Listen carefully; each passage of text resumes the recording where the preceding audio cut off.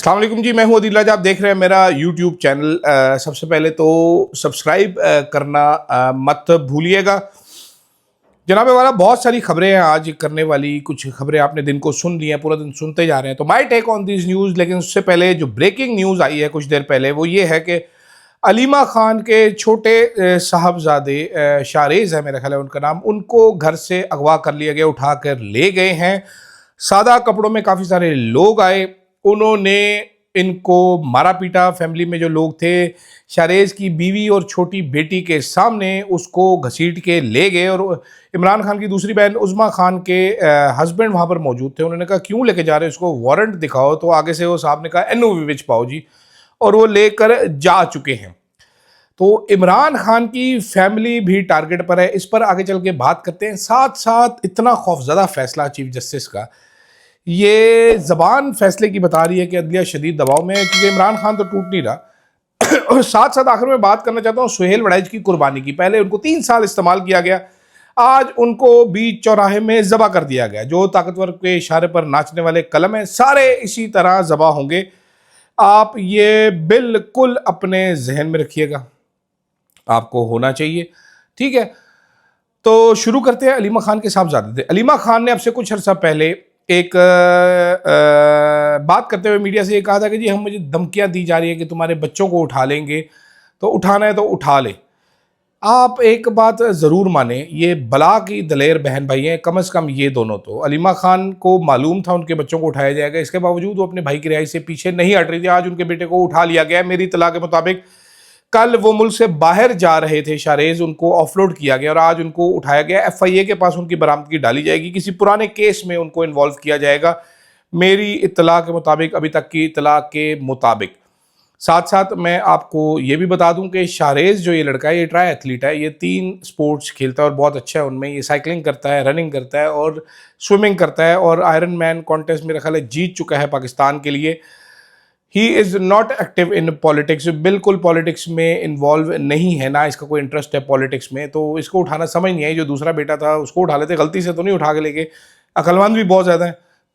तो हो सकता है गलती से दूसरे को चुक के ले गए हो इसको छोड़ के, कुछ भी पॉसिबल है।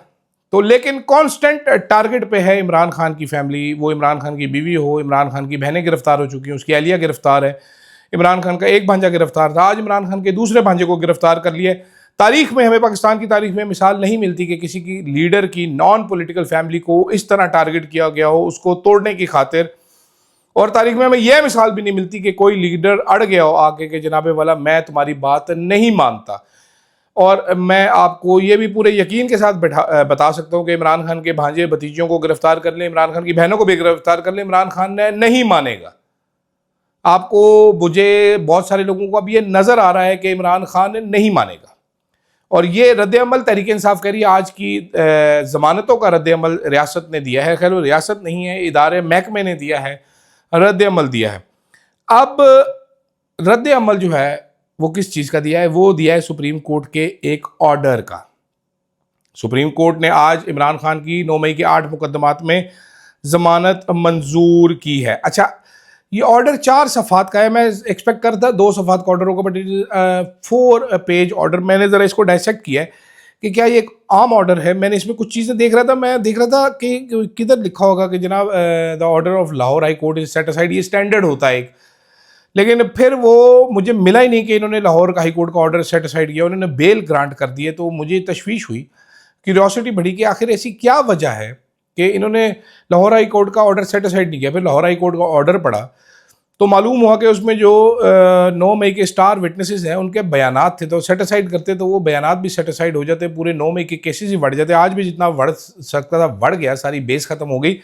इसमें गैर मामूली तौर पर तवील ऑर्डर है और एहतियात से भरा हुआ ये ऑर्डर है। जो मैंने अब ये पॉइंटर्स इसमें लिखे हैं, ज़मानत के फैसले आमतौर पर तो सीधे सीधे होते हैं ना कि मजीद बगैर के किसी राय दिए मुलज़िम की ज़मानत दी जाती है। जज साहब ने यहाँ पर पूरे दोनों के दलाइल लिखे हैं पूरा, ठीक है। उसके बाद फिर उन्होंने एक्सप्लेन किया, उन्होंने कहा जी मैं प्रिंसिपल ऑफ कंसिस्टेंसी, क्योंकि इस अदालत ने साजिश के इल्ज़ाम पर पहले इजाज़ चौधरी, इम्तियाज़ महमूद और हाफिज़ फ़रद को ज़मानत दी है, इसलिए उस बुनियाद पर हम इमरान खान को ज़मानत दे रहे हैं। उन्होंने ये बार बार लिखा है कि जमानत के मरहले की राय है, मुकदमे के असल फैसले पर असर अंदाज नहीं होंगे। गैर मामूली एहतियात की ज़बान में एक फैसला डिफेंड करते रहे। अपना जुमले लिखे, lest this court pass any findings on the merits of the case which may prejudice entire either party at trial. मतलब कि कहीं ऐसा ना हो जाए कि फैसले से ट्रायल पर असर पड़े, इसलिए अभी हम असल हकाइक पर कोई हतमी राय नहीं दे रहे। इस तरह के जुमले नॉर्मली जमानत के केसेस में नहीं दिए जाते, यहाँ पर दिए गए हैं।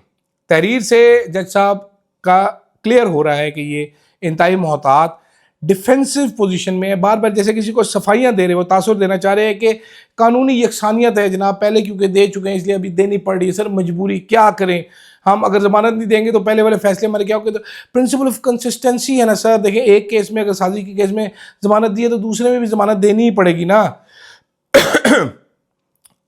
तो क्या ये कह सकते हैं कि जज डरा हुआ था? वैसे ये बात कहनी नहीं चाहिए, मुनासिब नहीं होता। अदलिया पर जाती हमला हो जाता है, जज साहब गुस्से नाक हो सकते हैं। हमारे जैसे लोगों पे तो गुस्सा भी आ जाता है जजेस को ना। तो गैर मामूली, मैं ये कहना चाहता हूँ कि ये गैर मामूली एहतियात से लिखा गया। इसमें डिफेंसिव लैंग्वेज इस्तेमाल की गई है और अदालती दबाव और तनकीद के खदशात दोनों को जहन में रखा गया और फिर लिखा गया। ये आम ऑर्डर नहीं है, इंतहाई मोहतात और डिफेंसिव ऑर्डर है। ठीक है, मैंने बार बार ये इसमें सोचा है कि क्या ऐसा हो सकता है, क्या किसी तरीके से हो सकता है इस तरह के जज साहब का डर इसमें नज़र आ रहा है। और बार बार मुझे हर जगह से यही आइडिया मिल रहा है कि जी जनाब, किसी हद तक जज साहब जो थे वो ठीक ठाक अंडर द प्रेशर थे। हुजूर वाला वो बड़े ठीक ठाक प्रेशर में थे इस सारे मामले में। तो अब देखते हैं कि आगे क्या होता है। आगे जजेस क्या करते हैं कि इनकी टिबरी टाइट कर दी जाती है या फिर दलेराना अंदाज में ये खड़े रहेंगे, जो कि मुझे थोड़ा मुश्किल लगता है। अब जनाबे वाला सुहेल वड़ाइच साहब का कॉलम। सुहेल वड़ाइच साहब ने एक कॉलम लिखा, उसमें बताया कि ब्रसल्स में आर्मी चीफ से मुलाकात की, 2 घंटे तवील मुलाकात हुई। मुलाकात में आर्मी चीफ ने बताया कि 5 से 10 साल का प्लान, रिकॉर्ड के 2 लाख रुपए, सियासी करासियाँ मुस्तरद की, सदर या वज़ीर आज़म की तब्दीलियाँ बेबुनियाद हैं, सियासी इंतशार, सियासी मफाद सिर्फ इस सूरत में मुमकिन है जब मुखलसाना माफ़ी पेश की जाए। DGI-SPR साहब आज काफ़ी दिन के बाद नमूदार हुए। DGI-SPR ने कहा कि जी आर्मी चीफ ने सुहेल वड़ाइच किसी भी साफ़ी को खुसूसी इंटरव्यू नहीं दिया, अब इधर रुक जाए। सुहेल वड़ाइच का कॉलम निकालें, उसमें एक जगह पे भी मुझे एक लफ्ज़ निकाल के दिखा दें जहाँ पर सुहेल वड़ाइच साहब ने कहा हो कि मैंने आर्मी चीफ का 1-on-1 इंटरव्यू किया। मैंने पढ़ा दोबारा, मुझे नज़र नहीं आया। ब्रसल में जो तकरीब हुई वहाँ सैकड़ों अफराद मौजूद थे जिन्होंने तस्वीर ली, लेकिन इस मौके पर कोई सियासी या PTI से मुतल्लिक कोई बातचीत नहीं हुई। मुझे आप निकाल के दिखाएं सुहेल वड़ाइच ने कहाँ लिखा हो कि आर्मी चीफ ने PTI के मुतल्लिक बात की। और सुहेल वड़ाइच ने एग्जैक्ट यही चीज़ लिखी हुई है कि जनाब लोग तस्वीरें ले रहे थे, आर्मी चीफ एंड तक लोगों के साथ तस्वीरें खिंचवाते रहे। ये कहना हमारे मुसल्लफबाज के मौक़िफ़ की संगीन खिलाफ वर्जी है और सुहेल वड़ाइच सिर्फ ज़ाती तशहीर के लिए फ़र्जी दास्तान सुना रहे। सुहेल वड़ाइच पाकिस्तान के चंद एक मशहूर सहाफ़ियों में से हैं, सीनियर तरीन सहाफ़ी। जितनी मेरी उम्र है उतना उनका तजर्बा होगा। उन्होंने ज़ाती तशहीर इससे ज़्यादा क्या करनी है, ये मुझे समझ नहीं आई।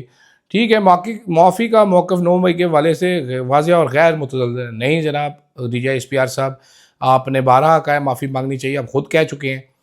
अच्छा, अब जनाबे वाला, ठीक है, दोबारा अगर मैं देखूं, ब्रसल्स में मुलाकात हुई, इसका जिक्र किया, यानी कि बिला वास्ता सुहेल वड़ाइच ने PTI और उसका जिक्र किया, कहीं नाम नहीं लिखा। मैं दोबारा आपको क्लियर करता हूँ, सुहेल वड़ाइच का कॉलम पढ़ेंगे, कहीं 1-on-1 इंटरव्यू का जिक्र नहीं है। उन्होंने कहा जी मुलाकात हुई मेरी। सुहेल वड़ाइच ने पूरा ट्रेल लिखा हुआ है इसमें कि कैसे मेरी कब मुलाकात हुई, किस तरीके से मुलाकात हुई। मोहसिन नकवी का जिक्र है कि मैं मोहसिन नकवी को कहता है, DGI से का जिक्र है, यानी कि वो बता रहे हैं कि थ्रू प्रॉपर चैनल में जाके आसिम मुनीर से मिला हूँ। जो आपके ब्रसल्स में ये इवेंट वाले चौधरी साहब थे, उन्होंने अफसार आलम के प्रोग्राम में कंफर्म किया, जो कि अब जियो न्यूज़ अपने रिपोर्टरों को कह रहा है कि वो हर ग्रुप में शेयर करें, ट्वीट करें वो क्लिप, जिसमें वो चौधरी कह रहा है कि जनाब हाँ बिल्कुल आर्मी चीफ ने यही बातें की थी जो सुहेल वड़ाइच ने लिखी हैं, 100% सच हैं। लेकिन अब उस चौधरी से भी डिनाइल आ चुका है। हो सकता है चंद दिन बाद मोहसिन नकवी साहब भी डिनाइल कर दें। सुहेल वड़ाइच की तस्वीर से ये साबित होता है कि कम अज़ कम उनकी आसिम मुनीर जनरल से मुलाकात हुई है। पाकिस्तान के सीनियर तरीन कॉलमिस्ट हैं और इतनी बड़ी, मेरा ये है कि पाकिस्तान का इतना सीनियर कॉलमिस्ट है, वो इतनी बड़ी फर्जी कहानी क्यों बढ़ेगा कि मैंने 1-on-1 इंटरव्यू कर लिया।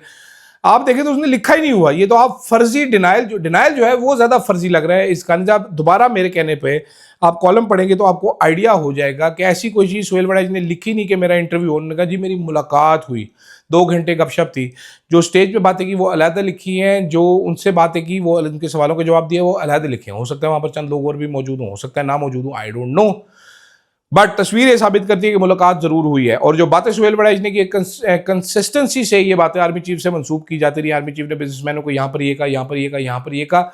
और साथ मतीउल्लाह जान साहब ने जो बात की है कि जनाब ISPR से ज़्यादा सुहेल वड़ाइच की मैं क्रेडिबिलिटी को मानूंगा। बेशक मैं उनकी बातों से अग्री नहीं करता, तो I think I believe the same.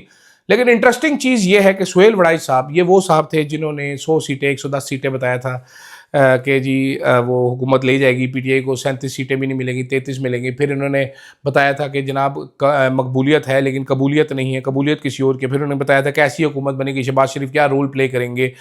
ये मत भूलिए सुहेल वड़ाइच साहब डिफेक्टो CM कहा जाता था इनको मोहसिन नकवी के दौर में। मोहसिन नकवी साहब के पुराने दोस्त हैं, इनके रिश्तेदार भी कैबिनेट में एडजस्ट किए गए थे। कैबिनेट मेंबर चूज करने में सुहेल वड़ाइच मदद करते थे। अभी जब मोहसिन नकवी साहब वजीर दाखिला हैं तो तब भी इंतहाई करीब है, और मोहसिन नकवी साहब इंतहाई करीब है आर्मी चीफ के।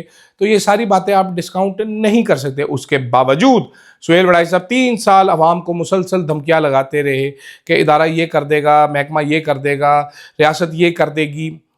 3 साल समझाते रहे सियासतदानों को हथियार डाल दो, इमरान खान को समझाते रहे हथियार डाल दो। कॉलम में यही था ना, जब डाकिए बने हुए थे ये, इस तरह के और भी डाकिए, छोटे डाकिए भी हैं, लो लेवल डाकिए भी हैं, ऊपर के लेवल के डाकिए भी हैं। उनको आज जिस तरह काट कर फेंका गया, जैसे ये पैम्पर नहीं होता, गंदे बच्चे का पैम्पर होता है, वो उतार कर फेंका गया, वो जो बाकी डाकिए साफ़ी हैं उनके लिए तशवीश का बायस ज़रूर होना चाहिए कि आपका भी अगला नंबर आएगा। और मैं यकीन से कह सकता हूँ कि जितने भी कलम फरोश हैं, जितने डाकिए साफ़ी हैं, जितने टाउट्स हैं, ये सारों का नंबर आएगा। हर टाइम लाइबिलिटी बनेंगे। और इनमें से बहुत सारे मुझे मालूम है, ये बातें होती हैं कि लाइबिलिटी हैं, ये इदारे की तरफ से स्पोक्स पर्सन बन के तर्जुमानियाँ करते हैं, जो कि ज़्यादा नुकसानदेह है। जो धमकियाँ अवाम को दिखाते हैं, अवाम में नफ़रत फैलाने का बायस बनती हैं, और इनको भी चेक में लाया जाएगा। तो जनाबे वाला ये सूरत हाल है। मुझे सुहेल वड़ाइच के साथ कोई कतन हमदर्दी नहीं है। I do agree, I do stand with him, I do support him कि एक 40 साल, 50 साल, 30 साल जिसका तजर्बा है, ही वेरी वेल अंडरस्टैंड्स कि वो क्या लिख रहा है और क्यों लिख रहा है और कैसे लिख रहा है। अगर उसकी आर्मी चीफ से बातचीत ना हुई होती, वो 2 घंटे की मुलाकात ना होती, तो वो कभी मत लिखता। दूसरी चीज़ ये है कि जंग अखबार की बात हो रही है, पाकिस्तान का सबसे पुराना अखबार है, वाइडली सर्कुलेटेड अखबार है। इनको मालूम था कि ये क्या लिख रहे हैं। मीर शकील रहमान, मीर इब्राहिम, इन सबको मालूम था कि ये क्या लिख रहे हैं और कैसे और किस वजह से लिख रहे हैं। अभी मीर शकील साहब अपने चंद छपैंतरों के ज़रिए ये फैलाएं कि जी ये नून लीग के कहने पे लिख दिया है सुहेल वड़ाइच ने, तो बड़ी गलत बात है। आपको मालूम था क्या लिखा जा रहा है, आप बड़े खुश थे उस टाइम पे, आप बगले बजा रहे थे। अभी भी आपके जो अज़हर अब्बास साहब हैं वो आपके रिपोर्टरों को वो क्लिप भेज रहे हैं अबसार आलम का कि फैलाया जाए इसको। इतने आप बहादुर हैं तो आप अपनी स्टोरी पे अड़ जाना चाहिए। आपको बताना चाहिए कि we stand with Sohail Warraich, और सुहेल वड़ाइच ने जो भी लिखा है वो सच लिखा है। परेशान क्यों होते, घबराते क्यों हैं? आप भी ज़रा स्टैंड लें। और DGI साहब भी बजाय इसके कि दरखास्तें करें कि इदारे को सोचना चाहिए। जिस तरह अरशद शरीफ साहब पर केसेस करवाए गए थे, इधर भी केसेस होने चाहिए, पता चले। बाकी साफियों में PK शिके होती हैं तो इधर भी पता चले, ताकि आपका जेन्युइनली ये गलत स्टोरी थी। फेक न्यूज़ के अब तो कानून बन गए हुए हैं। नून लीग की हुकूमत ने बेहतरीन सुपरसोनिक कानून बनाए हुए हैं, तो एक ठोक दें सुहेल वड़ाइच के ऊपर भी पीका, ताकि पता चले कि आप कितने सीरियस हैं। तो ये थी मेरी टेक इसके ऊपर। अलीमा खान की मैंने वो आपको खबरें बता दी, बाकी सारी खबरें भी बता दी। फैसले के मुतालिक मेरा क्या एनालिसिस है, वो बड़ा यूनिक एनालिसिस है, वो भी आपको सुना दिया। फिलहाल के लिए इतना ही। फीडबैक ज़रूर दीजिएगा। अल्लाह हाफिज़।